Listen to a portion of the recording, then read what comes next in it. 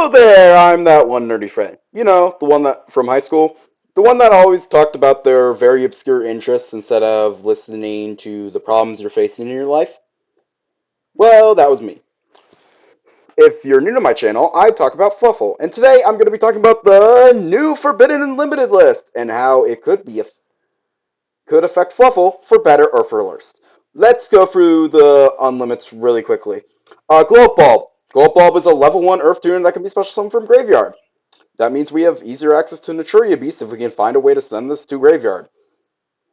So it's it's alright. There's definitely some weird combos we could do, but might not be the best. Masterpiece of True Dragon Slaying King. Masterpiece is actually pretty good in Fluffle because it can tribute over toy vendors in order to summon itself, and then you just have a big body that might be difficult to out or can pop an opponent's card. But you only kind of need the one, especially after what we're going to see later in the Unlimited list. Morphing Jar. This does literally nothing. Phantom Sky Blaster. Very funny, but this could have come out off a couple of years ago. Snake Eye Ash and Poplar. Snake Eye Fluffle was a deck before OSS ban because you can bridge to it with Flame Banshee, but without OSS, I don't see it quite fitting together. I don't know. I'll look into it. Draconic Diagram. It being at free just gives us more reason to only one Draco Slaying King. Also, Diagram can pop toy vendors. Lightning Storm. This makes Fright for OTK better. I'm not the biggest fan of Fright for OTK, but it makes it better. Zodiac Barrage. Zodiac is something we could play around with in Fluffle, but Broad Bull is still banned. Spoilers. So potential, we'll just see. Semi-limits. This one's really quick. Branded Fusion. Branded Fluffle was a deck you could play, but you would just search the one Branded Fusion anyways. But having a higher likelihood of being in the opener might make that deck better. Malice got hit, and so did Ryziel. Fluffle struggled with Malice and Ryziel for different reasons.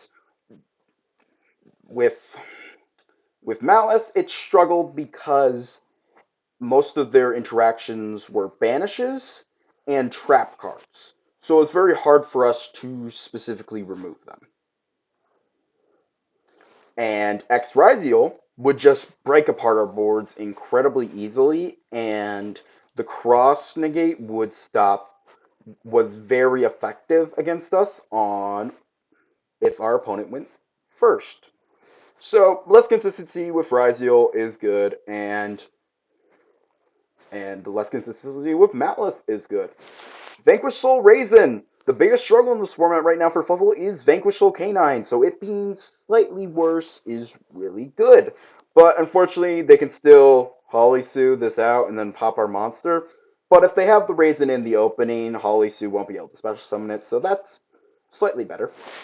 Linkaribo won't do much, but that maybe it could come into play if I can figure out that Snake Eye Fluffle deck. Probably not. Sphinxus Lacrima, I accidentally skipped it.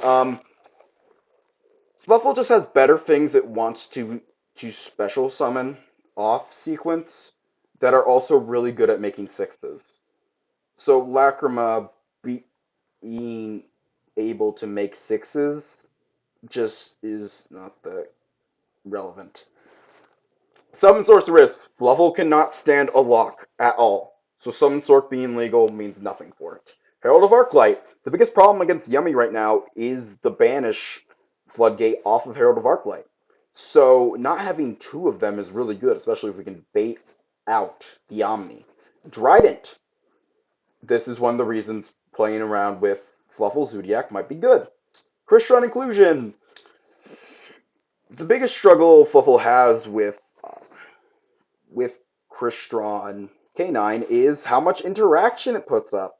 So it being less consistent is pretty good, especially since Fluffle doesn't really have the best way to stop Crystron inclusion from having one of its effects live. You can just You can destroy it in response, but they're gonna have the graveyard effect.